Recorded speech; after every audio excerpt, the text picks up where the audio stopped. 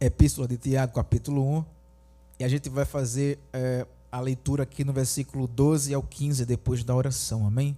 Então vamos orar, agradecer a Deus por tudo. Pai nosso, grandioso Deus, e Pai amado, louvado seja o teu santo nome nesta noite, te damos honra, glória, aleluia ao teu santo nome, que neste momento irá ser ministrada, regida a tua palavra, através do teu Espírito Santo. Senhor, usa-me como instrumento nas tuas mãos para glorificar o teu santo nome, e cada irmão, cada jovem, cada irmã que está aqui, Senhor, venha crescer mais e mais através da tua palavra, que nós venhamos se fortalecer todos os dias através do teu Espírito Santo, porque a tua palavra é o nosso alimento. Abençoa a tua igreja, tudo isso te peço e te agradeço, em nome do Pai, do Filho e do Espírito Santo, amém? Podem sentar, tomem seus assentos e deixa a tua Bíblia aberta no livro aí de Tiago, na epístola de Tiago, e a gente vai aprender um pouco da palavra do Senhor nesta noite. Só peço a tua atenção, fica ligado no céu para aprender, amém? Um pouco com a palavra, capítulo 1 e o versículo 12 ao 15. Então essa vai ser a leitura da noite, onde nós iremos aprender com Jesus. Então o título do versículo 12 diz assim: a origem do pecado. Então pecado, a gente todo dia a gente comete pecado. Você diz, irmão, eu não cometi pecado, então você é um mentiroso, porque nós somos pecadores. Então, se você já disse que não peca, já está mentindo. Então, mas que a gente que é cristão venhamos se humilhar perante o Senhor todos os dias, rogar o seu perdão, porque o Senhor, Ele está disposto a perdoar os seus servos, aquele que está afastado, Ele está disposto a perdoar todos, não importa, Ele não faz acepção de pessoas. E quando fala em pecado, a gente pode ir lá para aquela mensagem de Gênesis, aonde tudo começou. Aonde foi que o pecado entrou? Como foi que o pecado ele entrou neste mundo? Antes disso houve uma rebelião no céu, não vou entrar em detalhes, mas o anjo queria ser maior do que o Senhor. E prontamente o Senhor expulsou esse anjo que era de luz, agora ele está nas trevas. E o Senhor faz o homem, faz a mulher, coloca ali no jardim do Éden, porque na verdade Deus ele fizera o homem para que vivesse a vida eterna nesse jardim do Éden, que pode ser chamado de lugar de delícias ou também de paraíso. Mas o homem ele transgrediu a ordem do Senhor. O Senhor deu a ordem e o homem desobedeceu. Então, observa-se que quando o homem pecou, quando a mulher pecou, o pecado entrou no mundo. Então, esse pecado hoje, ele deu uma continuidade e ele habita conosco agora. Só que nós somos pessoas separadas do mundo. Nós temos que ter a ajuda do Espírito Santo para não praticar aquilo que a gente praticava antes. Então, quando esse pecado entrou no mundo, através da desobediência de um homem, as coisas piorou. Aí há uma consequência que Tiago também vai explicar aqui no versículo 15, que o pecado, quando ele é concebido, ele vai gerar o quê? A morte. Então, observa-se que o homem era para viver a vida eterna nesse jardim do Éden, mas o pecado entrou, este homem agora, ele é morto, ele morreu. Então eu sou considerado uma pessoa já morta. Por quê? Eu vou passar pela morte. Há algumas pessoas que vão ter o privilégio de ser arrebatadas, não vão passar pela morte. Elas vão ser arrebatadas do mesmo jeito que você está aí sentado, ela pode subir hoje, amanhã, eu não sei. Mas, quando o pecado entrou, gerou a morte. Então, em vez de o homem viver a vida eterna nesse jardim do Éden, já não vai mais viver. Então, a terra toda se contaminou por conta do pecado, da desobediência do homem. E Tiago está falando sobre a origem do pecado. Eu costumo dizer, Eu faço até muitas vezes uma brincadeira até com os jovens. Pecado é bom ou não é? Eu digo é. É bom demais. Mas o ruim é a consequência que ele traz. Então há um peso. Não é que pecado vinha a ser bom. Porque nós que somos cristãos, nós não podemos estar na prática do pecado. Porque isso estamos transgredindo a ordem do Senhor. Então o Senhor, o Espírito Santo, ele não se agrada se a gente continuar naquele mesmo erro, todo dia, toda hora, insistindo. Mas o importante é que a gente errar. Antes que a gente erre, a gente se humilhe perante o Senhor. Sei lá, vai chorar. Entra no teu quarto, sei lá. Vai dar uma volta para não fazer aquilo e diz: Senhor, me ajuda. Clama a Deus que Ele vai te ajudar. Quando dá 2 minutos, você percebe que aquela tentação, aquele algo que você desejava fazer, ele vai passar. Então clama a Deus, porque Deus é o nosso socorro bem presente na hora da angústia. Então só é clamar a Deus que o Senhor, o Espírito Santo, ele está pronto para te ajudar. Então Tiago, aqui na epístola de Tiago, ele está falando sobre essa origem, é a origem do pecado, como diz o título aqui. E o versículo 12, quero que você acompanhe, e diz assim a palavra: bem-aventurado o homem que suporta. Mas suportar o quê? Tem alguma coisa para se suportar aqui.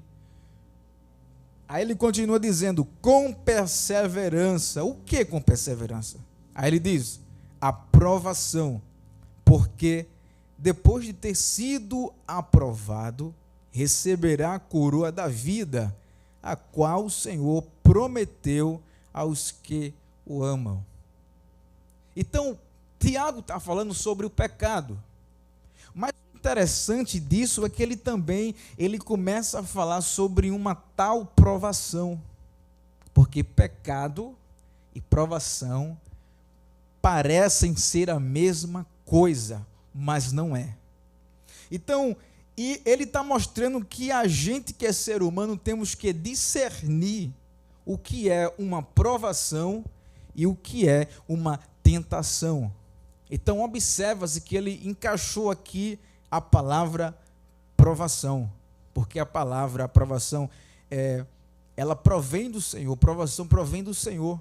Agora a tentação é de Satanás, então há uma diferença. Então se ele está explicando, começando por provação, porque se parecem.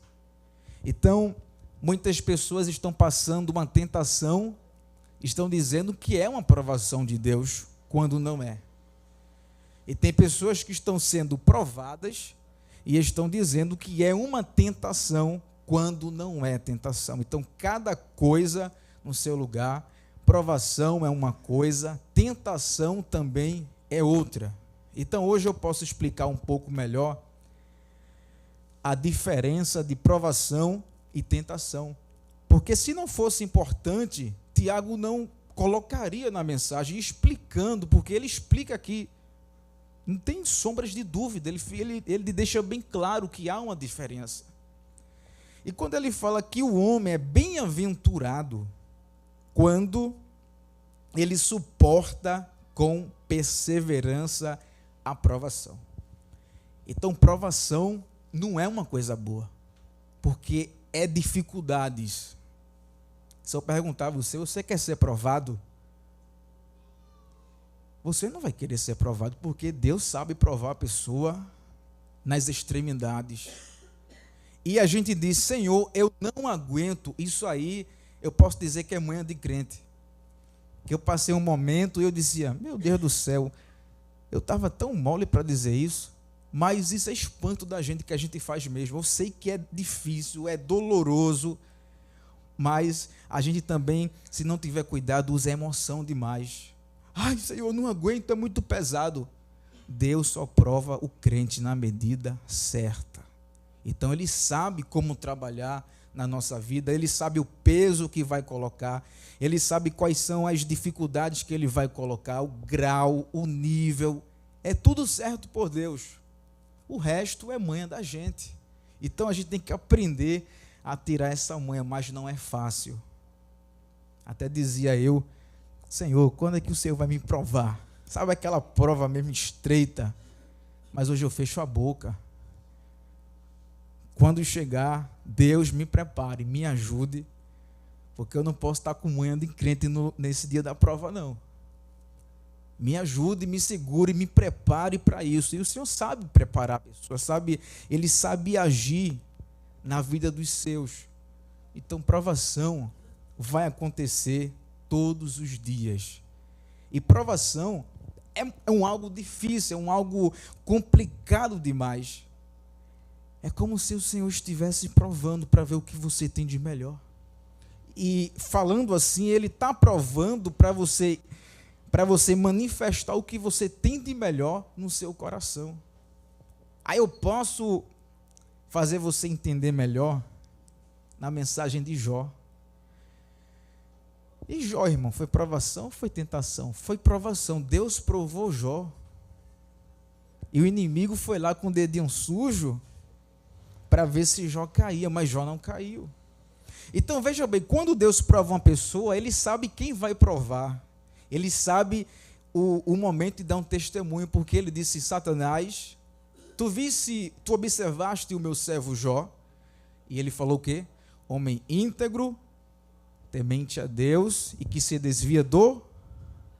Isso aqui não é qualidade, é qualidade. Então Deus sabia que Jó tinha essas qualidades e Ele sabia, e Deus agora ia mostrar a Satanás que Jó ia manifestar aquelas qualidades perante Satanás e perante as pessoas.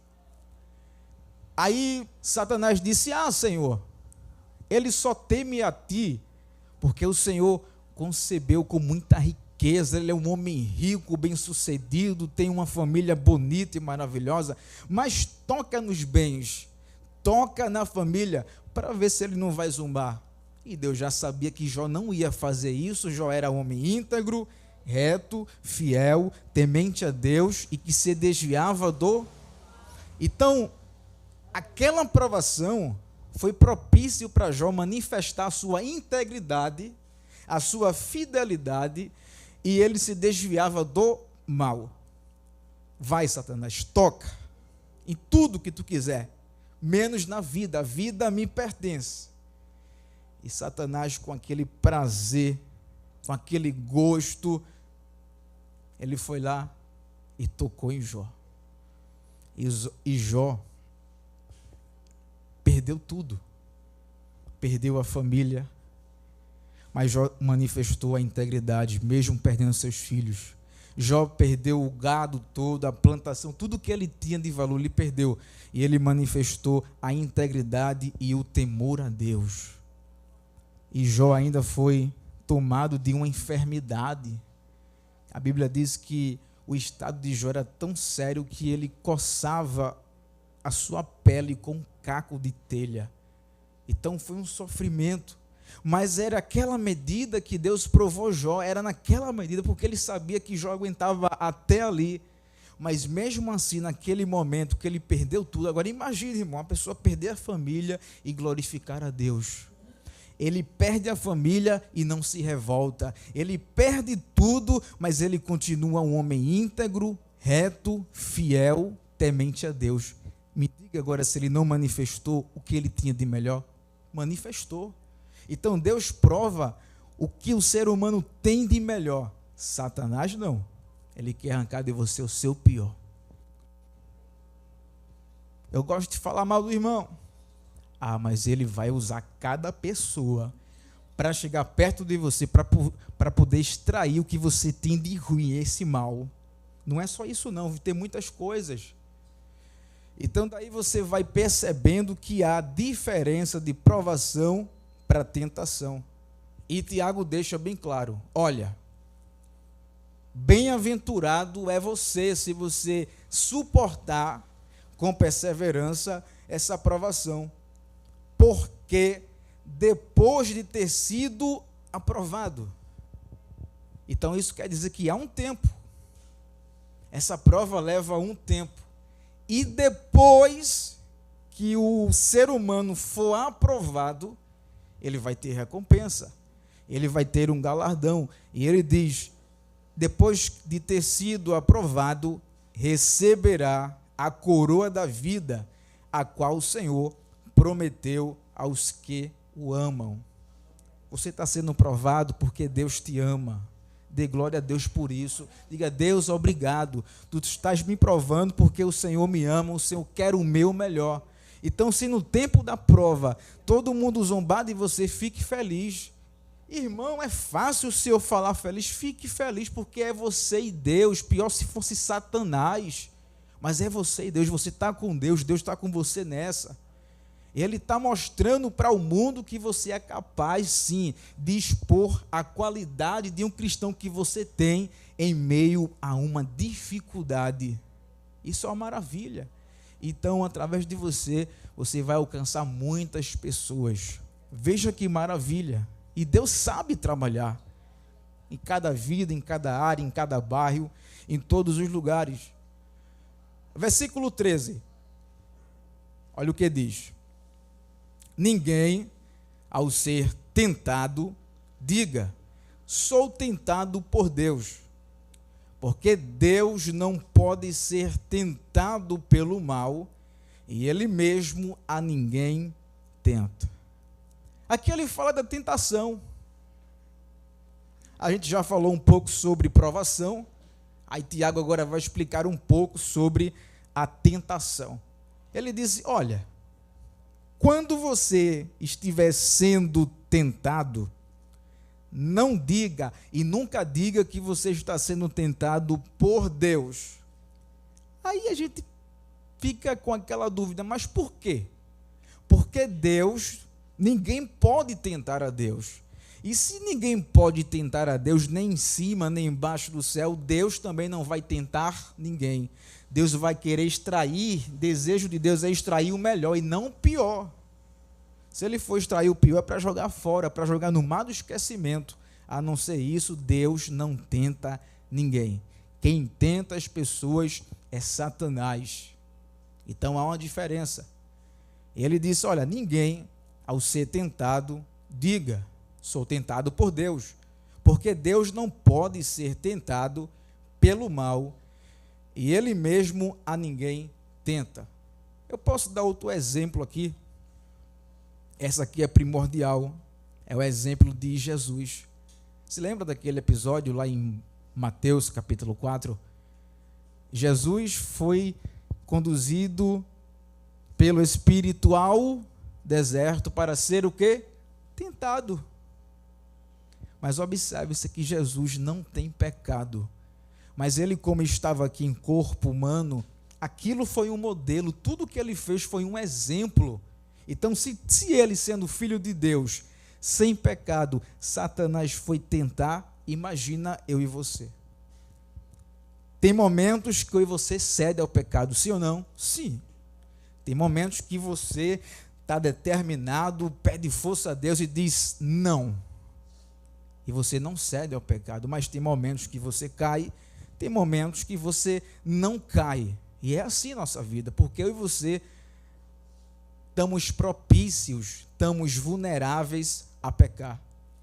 Então observa-se que o ser humano, uma tendência dele é sempre cair e não crescer. Sempre cair, sempre afundar e não crescer. A gente pode observar, o que se espalha mais são uma notícia ruim. Mas se for notícia boa, é difícil espalhar. E se você ouvir a notícia: o irmão foi abençoado, abafa o caso, diz a ninguém não. Não é assim? Mas se o irmão pecou, fulano pecou, é daquela igreja, a família dele é assim, o irmão dele é assim, a tia dele é assim, a mãe dele é assim, caiu, está em pecado.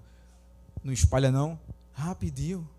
Porque o inimigo, ele é destruidor, ele vem para devastar, ele vem para denegrir a nossa imagem, mas Jesus não. Jesus, ele age muito diferente. Então você escolhe se você quer Jesus ou quer ficar em cima do muro. Escolha. Eu prefiro Jesus. Quando eu estava em cima do muro, eu estava vivendo sob a ilusão do inimigo, os prazeres do mundo. mas quando conheci a Jesus, eu percebi e disse comigo e disse às pessoas: se eu soubesse que era tão bom aceitar Jesus, eu tinha aceitado antes. Eu creio que você também já fez essa imaginação, já teve essa ideia, porque é assim mesmo. E quando eu aceitei, eu chorei, o peso do ombro, ele desce, ele cai, você fica tão maneiro, só tem essa experiência. Quem aceita Jesus? Irmão, como é isso? Aceita Jesus, meu filho. Aí você vai sentir a mesma coisa, a mesma alegria, você vai dormir um sono tão tranquilo e suave, se acorda, você se acorda voando. Por isso que o povo diz que o crente é doido, não é? É assim mesmo, mas o crente é feliz. O crente, ele vive feliz, ele tem tudo. Ele tem o Espírito Santo de Deus. Então, observa-se que Jesus, ele mesmo sendo filho de Deus, ele foi conduzido por quem para o deserto? Pelo Espírito. Então, se ele sendo... Meu Deus. Se ele sendo o próprio Deus, ele foi conduzido ao deserto, ele quer dizer para a gente hoje que todo o crente tem que ser conduzido pelo Espírito dele.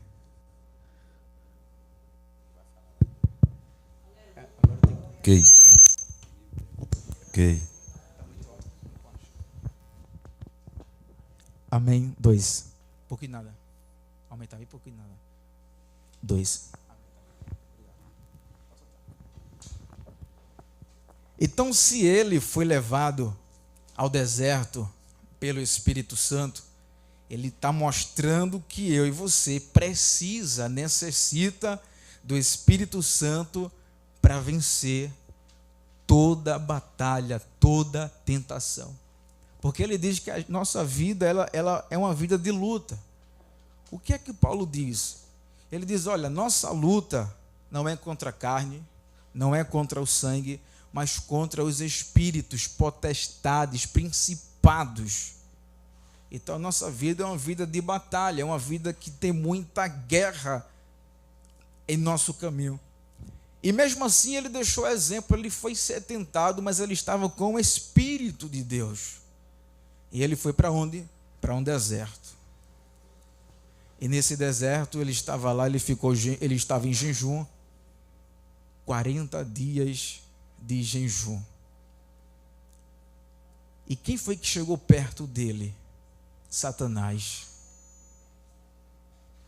Toda vez que você vem fazer a obra do Senhor, você vem se esforçar, o inimigo ele vai chegar perto de você para extrair o que você tem de pior no teu coração, o que você tem de ruim, porque nós temos qualidades, mas nós temos sempre um lado ruim. Por isso que é necessário eu estar orando, Deus, muda o meu coração. Observa comigo, pensa comigo. Você tem quantos anos? 40, 30, eu tenho 27. Mas mesmo assim, com 27 anos, eu sempre tenho alguma coisa que precisa ser tirada do meu coração, não é assim com você? Então, é nessa parte fraca que você tem que Satanás vai te tentar.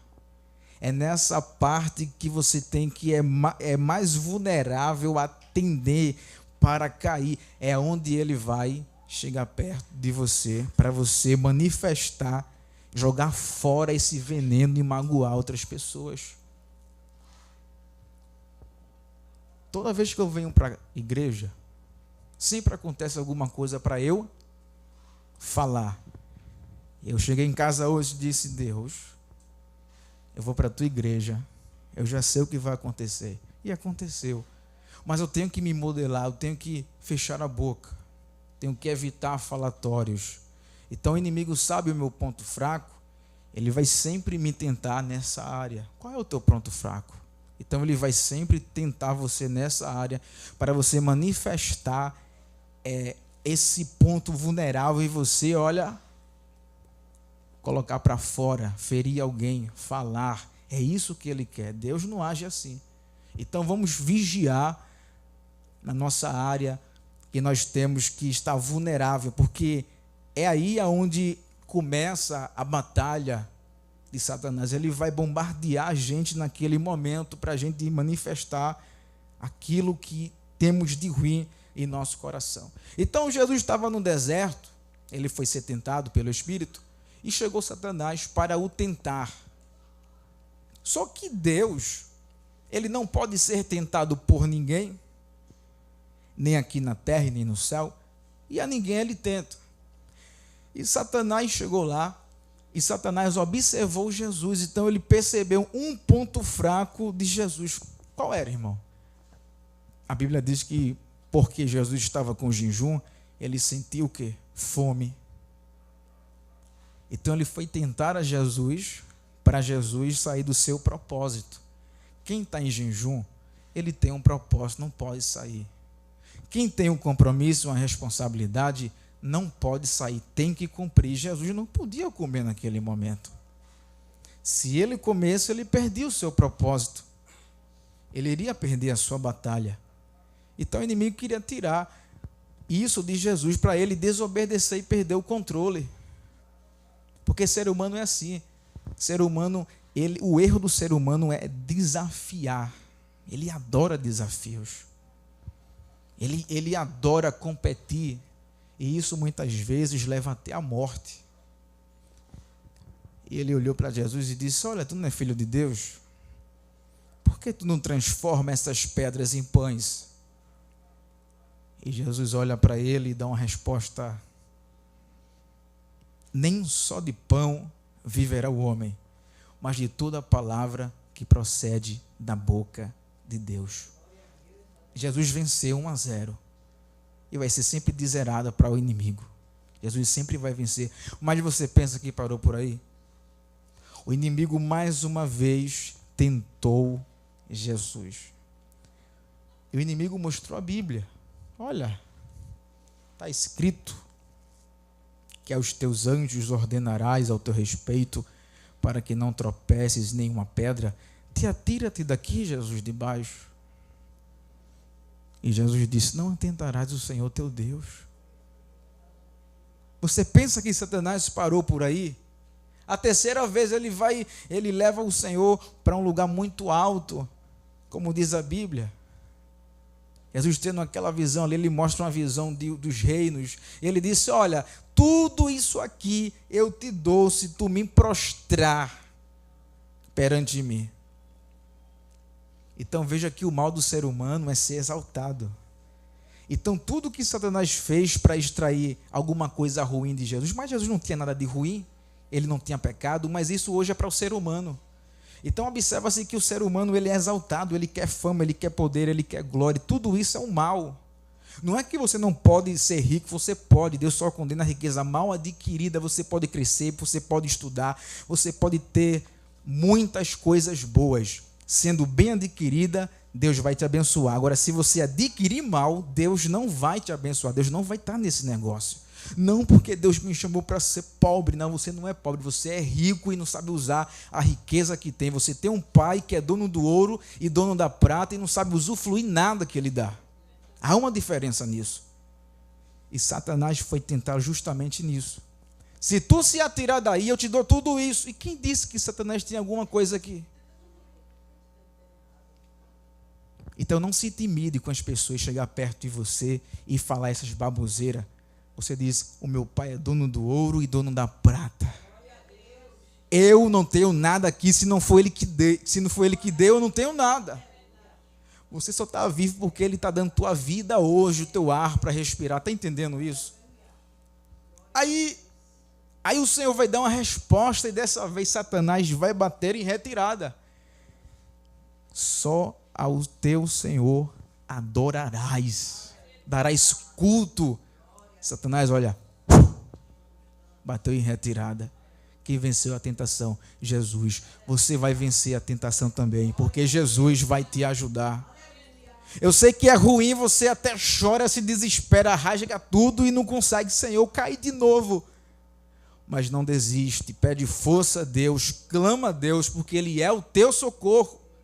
Agora, parece-me que você não tem nem força, não é para dizer: Senhor, não consigo. É porque o pecado está dominando aos poucos. Aí cada vez que o pecado domina a pessoa, fica mais difícil até de você orar, falar com Deus. Parece que você quer encontrar palavras para falar, mas não tem força para falar porque o pecado está dominando. Mas fala assim mesmo para Deus, que Ele vai te ouvir, Ele vai te curar, Ele vai te ajudar, Ele vai te libertar, Ele vai fazer com que você vença todas as tentações. Porque, pense comigo, tentação, todo mundo passa por isso. Isso é banal, é normal acontecer. Mas você tem que ter atitude, tem que tomar posição para não ceder a ela. Cedeu? Pede força a Deus, já não cede mais, Deus vai te ajudar. Então, observa-se que a tentação e a provação é muito diferente. Parece a mesma coisa, mas não é. Aí o versículo 14, olha o que ele diz. Ao contrário, cada um é tentado pela... Deixa-me ver. É o 14. Ao contrário, cada um é tentado pela sua própria cobiça, quando esta o atrai e seduz. Então observa-se que o ser humano ele tem um desejo pecaminoso. Depois que você aceitou a Jesus, me disse, você não pensou alguma besteirinha mais? Pensa. Só que não é como antes. Mas de vez em quando é um pensamento, né? Eu vou bater naquela irmã ali. Ela está me fazendo raiva. Esse irmão aí, vou dar um murro nele, não é? De vez em quando tem esse pensamento, esse sentimento aí, não é? Mas não é com frequência, porque o Espírito Santo, ele toca a gente e diz, meu servo, tu é cristão, para com isso. Aí você vai se modelando, não é? Mas antigamente, irmão, eu tinha cada pensamento, quando eu tinha raiva de alguém, eu dizia, se eu pegue ele. Não é mesmo assim? Mas depois que eu aceitei, eu pensava e depois eu fui parando com isso. Sabe, você vai afracando com isso. Aí você vai lembrando, meu Deus, eu sou servo, eu posso estar com essa raiva não. Quando menos espera, meu irmão, o coração estava batendo. Isso é ruim para a gente. Até para dormir é ruim. Eu pensava muito isso quando ia dormir. Nós temos que pensar coisas boas. A Bíblia ensina, e tem um título aqui que Paulo diz, o em que pensar, em tudo que é bom, que é reto, que é agradável a Deus, que louva a Deus, nisto penseis.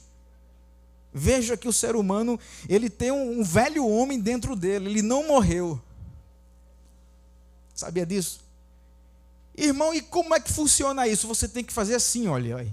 Está vendo assim, o braço, deu um mata-leão nele. Você aperte ele, deixa ele adormecido. Aí ele vai ficar lá adormecido.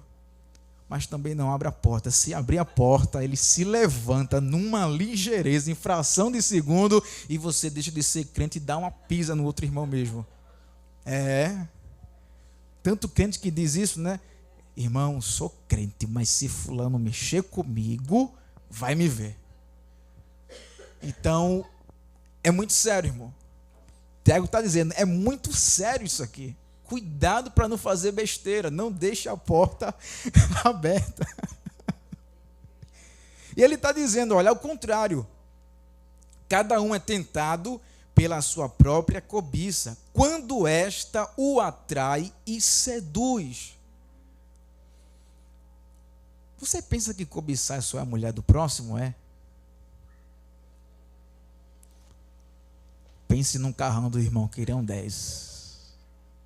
Eu vou comprar o monstro que eu compro. Está cobiçando o que é do próximo. Tudo isso é cobiça, é desejo. Invejoso, né?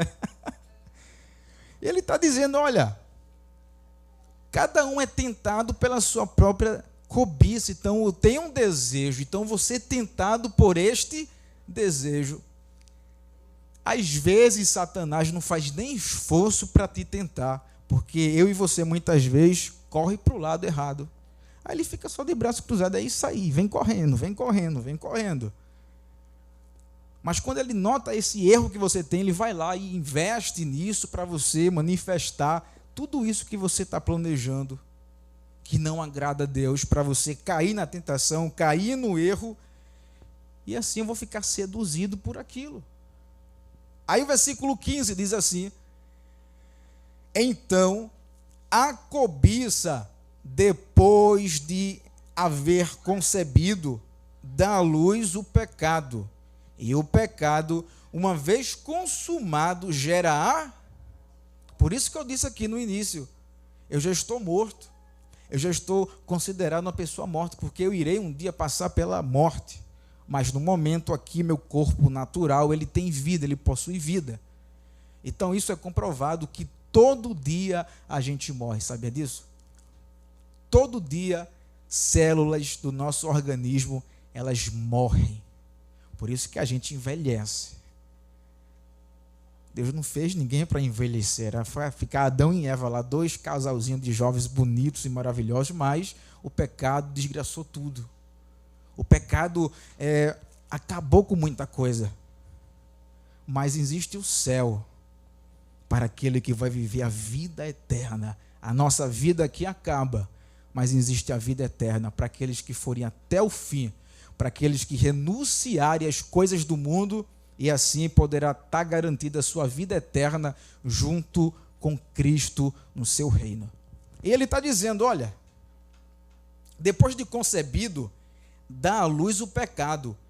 E o pecado, uma vez consumado, gera a morte. Foi o que aconteceu no Jardim do Éden. O inimigo foi lá tentar a mulher. Eu não sei onde foi que Adão estava nessa hora, né? Come, Eva, esse fruto aí. Deus sabe que os teus olhos vão se abrir. Tu não vai morrer, não. De fato e verdade, naquele momento ela não iria morrer, mas a consequência foi a morte. Em vez de viver a vida eterna, vocês vão ter a morte. Ela comeu, foi gostoso, foi tão bom que deu seu marido.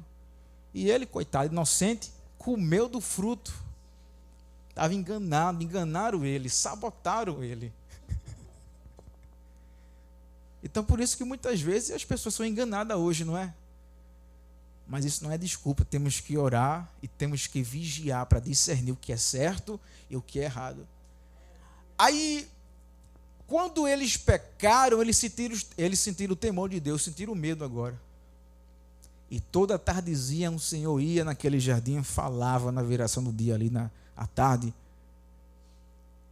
Adão, o que foi que tu fizeste? Por que estás se escondendo? Aí o que ele disse? Senhor, tive medo de ti e me escondi aqui. Mas como? Tu nunca tivesse medo de mim, agora está tendo medo? Porque o pecado faz isso. O pecado gera morte, gera até medo. Eu vou contar uma experiência que eu tive aqui com vocês, já que é um culto de libertação. Um dia eu entrei em falta, e lá, perto de casa, tem uma tribo. Você já sabe o que eu estou falando, uma tribo, né?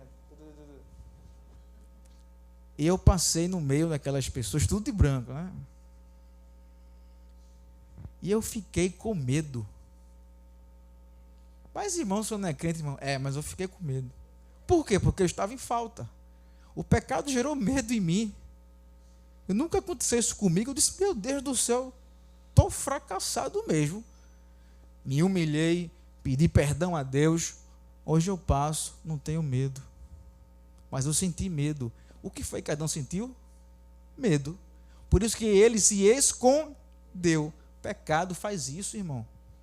Eu conto porque eu passei isso. Se você acontece com você, porque é pecado, não tem outra coisa, é pecado, você errou, fez alguma coisa, por isso que está com medo, está se escondendo. Tem pessoas que não vêm para a igreja, está entendendo? Porque erra, porque ele sabe que Deus lá revela, Deus fala a palavra. E é bom que Deus trouxe você hoje para você aprender a não ter medo, mas sim ficar ligado com Deus, temer ao Senhor, para que esse medo aí teu saia. Até hoje eu passo e não tenho medo. Somente isso. Aí ele diz, olha, depois de consumado, gera a morte. Adão foi feito, o homem foi feito para viver o quê? A vida eterna aqui na terra. Depois que ele errou, depois que o pecado foi consumado, o pecado foi experimentado, o homem desobedeceu, o tempo de vida do homem foi reduzido. Hoje a Bíblia diz que se muito homem chegar a 70 anos, passou disso é enfado e cansaço. Geralmente e raramente você vai ver uma pessoa de 99 anos. Não é que não existe, mas isso é raro.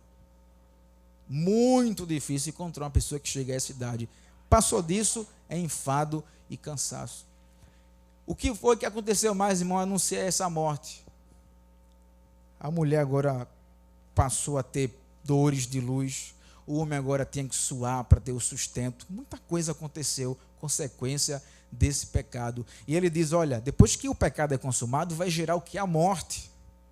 Então, não somente uma morte física, mas também o que eu falo que é a principal é a morte espiritual. Essa é a pior de todas.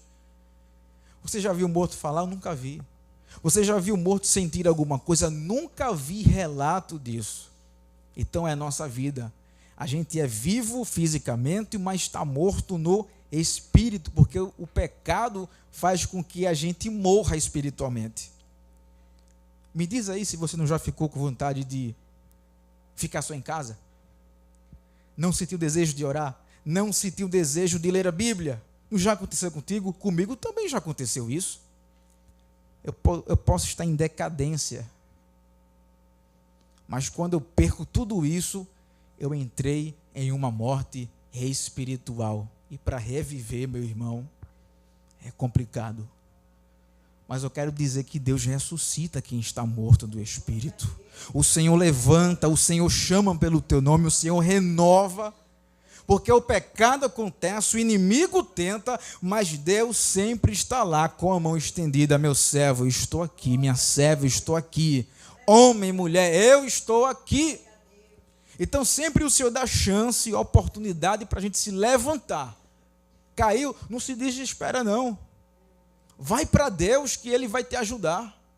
Corre para Deus, se firma no braço de Deus que Ele vai te segurar o tempo todo. Ele está dizendo, depois que isto é consumado o pecado, ele gera a morte. Que nesta noite Deus, Ele está gerando vida no nosso coração. Desejo de orar, desejo de ler Bíblia, desejo de vir para a casa do Senhor, desejo de ter um compromisso na obra do Senhor, desejo de vida, de mudança. E que essa mensagem venha edificar o teu coração de hoje por diante, mas tome a tua atitude. Seja provado por Deus dando glória. E se você for ser tentado, diga não. E a vitória vai ser nossa, vai ser tua, para a glória de Jesus. Amém?